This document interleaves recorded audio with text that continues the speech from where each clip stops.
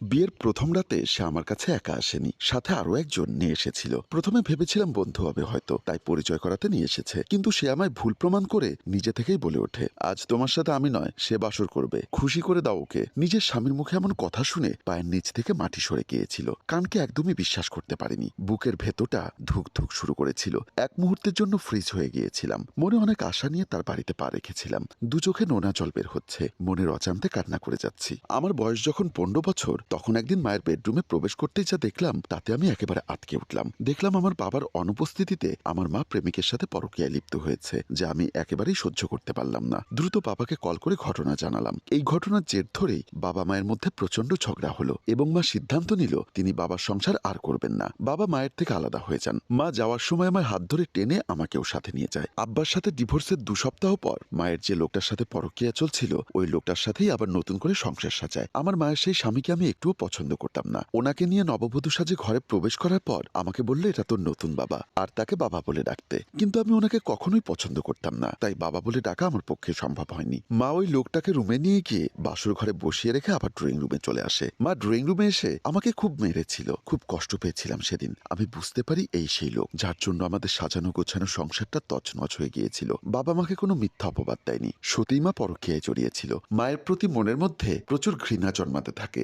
মা সেই লোকটার জন্য এতটাই পাগল ছিল যে লোকটা মাকে যখন যা বলতো মা তাই করত। নিজের মা আমার সাথে সৎমায়ের মতো ব্যবহার শুরু করে। ঘরের যাবতীয় সব কাজ আমায় দিয়ে করাতো। পান থেকে চুন খসলে খুব মারতো, খুব অত্যাচার করতো আমার উপর। একদিন মাকে শক্ত করে জড়িয়ে ধরে কান্না করে বলেছিলাম, মা কেন তোমরা আমার সাথে এমন করছো? আমি তো তোমারই মেয়ে, কেন আমায় এত কষ্ট দিচ্ছ?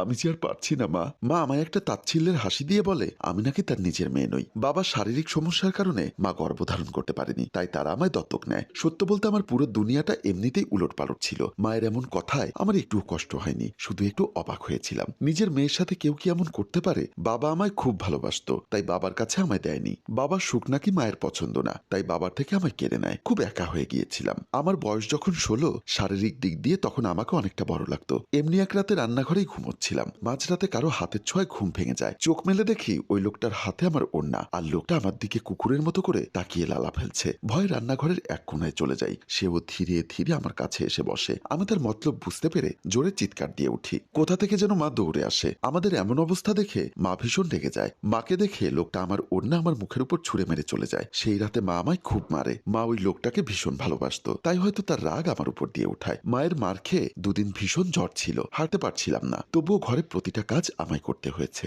মায়ের ওই স্বামীর ভয়ে মা আমাকে বাড়ি থেকে তাড়ানোর উপায় খুঁজতে থাকে। আমার বিয়ে ঠিক করা হয়। যার সাথে আমার বিয়ে ঠিক করা হয় তাকে আমি বিয়ের আগ পর্যন্ত দেখিনি, চিনিও না। শুনেছিলাম আমার ওই বর মায়ের ওই স্বামীর সাথে কিসের যেন ব্যবসা করে, সেই সূত্রে মা তাকে চেনে। ওই জাহান্নাম থেকে বের হয়ে নিজের স্বামীর বাড়ি এসে একটা স্বস্তির নিঃশ্বাস ফেলি। এবার যদি জীবনে একটু সুখের দেখা পাই। স্বামীর বাড়ি এসে জানতে পারি ওনার পরিবারে কেউ নেই, উনি একাই এই বাড়িতে থাকেন। মনে মনে খুব লোভ হয়েছিল, ওনার শূন্য মনে শুধু আমারই জায়গা হবে। ওনার সব ভালোবাসা জুড়ে শুধুই আমি থাকবো। খুব আশা ভরসা নিয়ে বাসর ঘরে বসে যে ওনার জন্য অপেক্ষা করছিলাম। এই বুঝি উনি এসে আমায় ঘুমটা তুলবেন, আর আমি লজ্জায় লাল হয়ে যাব। তখন উনি আমার লজ্জা ভাঙাবেন। আমার সব স্বপ্ন মাটি করে উনি বাসর ঘরে অন্য লোক নিয়ে এসে তার সাথে আমার রাত কাটাতে বলেন। খুবই ভয় পাচ্ছি। এক জাহান্নাম থেকে বের হয়ে বুঝে আর এক জাহান্নামে প্রবেশ করলাম। উনি আমাকে কিছু কাপড় হাতে ধরিয়ে দিয়ে তৈরি হতে বলে রুমের দিকে চলে যান। ধরে নিয়েছিলাম আমার জীবনটা শেষ। স্বামী হয়ে কি করে নিজের বিয়ে করা বউকে অন্যের হাতে তুলে দিতে পারে? কি করে আমার সব স্বপ্ন এভাবে চুরমার করে দিতে পারে? সেও বুঝি মায়ের সেই স্বামীর মতোই। চোখ দিয়ে অঝরে পানি ঝরছিল। চিৎকার করে বাবাকে ডাকতে ইচ্ছা করছিল।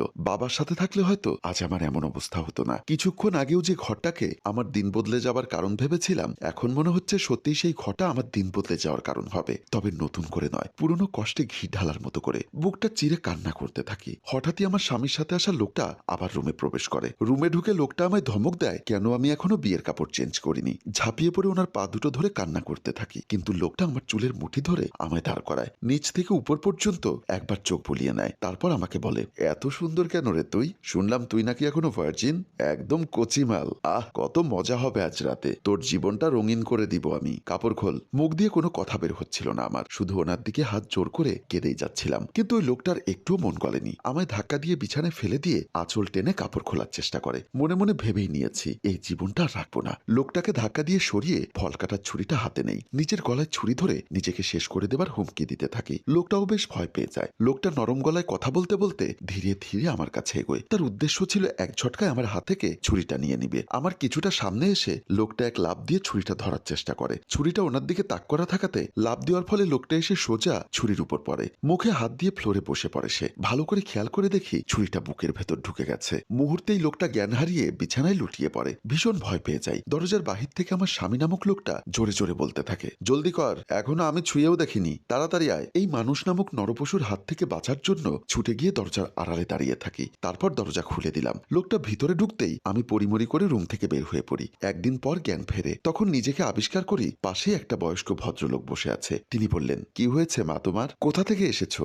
আমি এখানে কি করে এলাম? সকালে নামাজের অজু করতে বের হয়ে দেখি তুমি আমার কলপারে পড়ে আছো, তাই তোমায় তুলে এখানে নিয়ে এলাম। কে তুমি মা? ওই ভদ্রলোককে সবকিছু খুলে বলি। উনি একটা দীর্ঘ নিঃশ্বাস ফেলে আমার দিকে করুণার দৃষ্টিতে তাকান। ওই পশুটার ভাগ্যে বুঝি তুমিই পড়লে। জানো সে কে? কে? এই এলাকার নামকরা পতিতা ব্যবসায়ী। আর তুমি কিনা তাকেই বিয়ে করলে? বিয়ের আগে আমি কিছুই জানতাম না। এখন সে যদি জানতে পারে যে তুমি এখন এই এলাকায় আছো, তোমায় সে খুঁজে বের করবেই। এখন আমি কি করব দাদু? আজ সারাদিন তুমি এখানেই লুকিয়ে থাকো। রাতের আধারে এই এলাকা ছেড়ে পালিয়ে যাবে। কোথায় যাব আমি? আমার যে কোথাও যাওয়ার জায়গা নেই। বাঁচতে চাইলে তোমাকে যেতেই হবে। তুমি অন্য কোনো শহরে চলে যাও। দাদু, পৃথিবীটা বড়ই নিষ্ঠুর। তার চেয়েও নিষ্ঠুর এই পৃথিবীর মানুষগুলো। ওরা আমায় বাঁচতে দিবে না। দেখো মেয়ে, তুমি এখনো ছোট। জীবনের মানেটা তুমি এখনো জানো না। তোমাকে বাঁচতে হবে। ঠিক আছে, আজ রাতেই আমি অন্য কোথাও চলে যাব। কাঁদতে কাঁদতে চোখের পানি যেন শেষ হয়ে গেছে। ওই ভদ্রলোক আমায় একটা বোরখা দেয় এবং সাথে কিছু টাকা দেয় যেন ক্ষুধা লাগলে খেতে পারি। রাতের আধারেই বেরিয়ে পড়ি এক অজানা গন্তব্যের উদ্দেশ্যে। সম্মানিত দর্শক, এই মেয়েটির জীবন কাহিনী নিয়ে আরেকটি পর্ব রেডি করে রেখেছি। আগামীকাল দুপুর 2:01 এই পেজে পাবেন। এই গল্পের রচনা ও পরিচালনায় রেজাউল কবির চৌধুরী, প্রযোজনায় FA নয়ন চৌধুরী।